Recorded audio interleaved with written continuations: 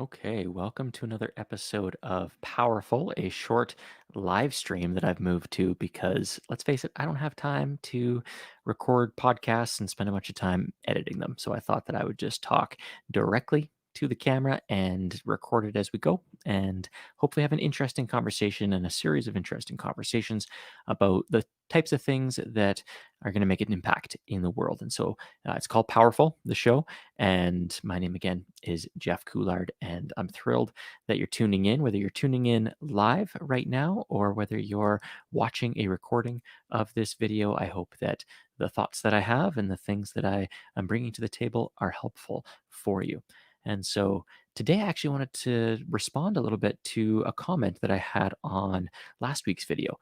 And so last week I was talking about the problem with mindset, or a few of the problems with a hyper focus on mindset when we say that mindset is the only thing that matters and that it's entirely up to individuals to just have more positive thinking and to pick themselves up by their bootstraps and things will be fine, and how that ignores some important contextual things like relationships and like power.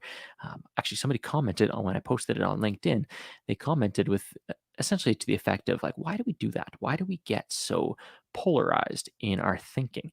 And I think that our world is getting more and more polarized. It certainly is from we look at politics here in Canada, conservatives versus liberals, or NDP. Maybe it's not necessarily polarized, but there's certainly left and right happening. It's certainly very evident in America and Britain and some other places. So we see it in our politics where our world is polarized, and we see it in lots of other conversations, things like Black Lives Matter, gender challenges and issues, right down to preferences that we have for all kinds of different things.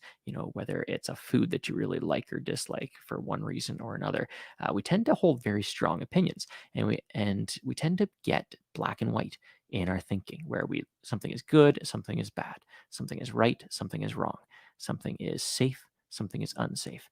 And the question is, how is that thinking helpful? Right? How does that develop in us and why do we do it?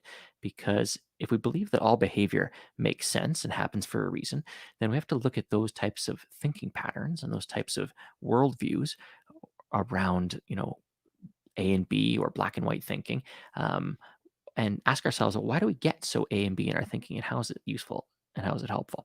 And so here's a couple of thoughts. Here's three different reasons that I've been able to identify, and I'm sure there are more, about why that type of thinking is so prevalent, and maybe some ideas on how we can move away from it, because I think we need to move away from it in a lot of different areas. And I think that the world is a lot more complex than we give it credit for, and that black and white thinking doesn't necessarily help us have the type of conversations that we're going to need to have as people in relationship with other people, but also just in general in the world to solve some of these really deep and fundamental problems. So, reason number one why I believe that I think we're wired for it. I think that it makes a ton of sense from an evolutionary perspective that we develop these filters, or we develop what's called a heuristic, which gives us a guideline or a framework on which to base our decisions. And so we have experiences in life and they go a certain way. We experience them a certain way, and we start to develop rules around how we're going to make decisions in the future to accelerate that process. And there's lots of really practical reasons why we might want to do that. So, reason number two is that this simplifies our life, right? And so, from an evolutionary perspective, we needed to be able to do that. We needed to be able to determine very quickly if something was safe or unsafe. And so, we would have to be able to make that kind of judgment and then base our decisions off of that. And so, saber-toothed tigers, not that safe. And so we would make a judgment and we develop a framework around how we were going to deal with that situation moving forward. And it would start to become part of our instinctual response, right? That second reason is that, or what the benefit of that is, that it really simplifies our life. Imagine if we had to take in all of the different information in the world at the same time and then make a nuanced decision using that information. That just burns a ton of calories and takes a bunch of time. And so black and white thinking, getting really kind of this or that polarized in our thinking, really helps us simplify our life and make decisions more easily. Okay.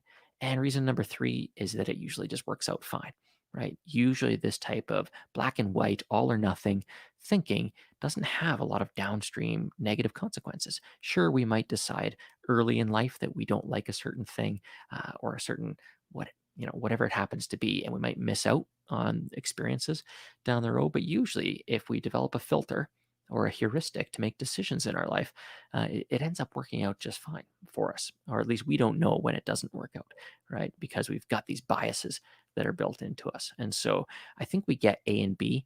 The answer to this, why do we get so A or B, this or that in our thinking when the conversation is usually more complex and nuanced, is because we're wired for it. It's part of our evolutionary history. Um, it simplifies our life and it usually works out for us.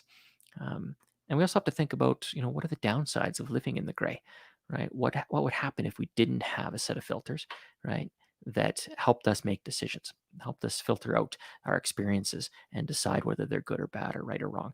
Um, Life would get really complex, right? It would get more complicated, and it would take a lot more effort. And we'd be forced into having nuanced conversations, and that uncertainty. So maybe reason number four is that we don't really like uncertainty, right? We like to be certain about things. And so it's easy to get that certainty, even if it's kind of a false sense of security. If we believe this thing to be true, even though it's false, we might hold on to that narrative because the consequences of being wrong or the consequences of not knowing is a sense of uncertainty. And we don't typically do that well as people. I know I don't do super well just as an individual with uncertainty. I like to try and make things certain. And I think we are all striving for that.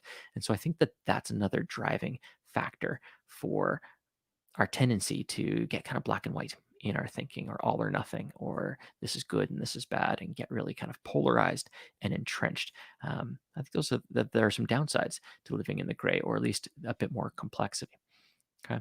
So those are a couple of thoughts off the top of my head on A and B black and white thinking. And maybe we'll dig in next time on some tactics and some tips and some strategies to make our decisions easier, but not having to make them in that black and white kind of way. So, how can we have more nuanced conversations with each other about important topics, kinds of topics like politics and power and some of these other things, environmentalism, some things that seem to have gotten really entrenched in society and really polarized. I think we need to find ways to talk about them. And so, I'll introduce you to some helpful frameworks next week. And yeah, I hope this was helpful. And we'll talk to you again very soon.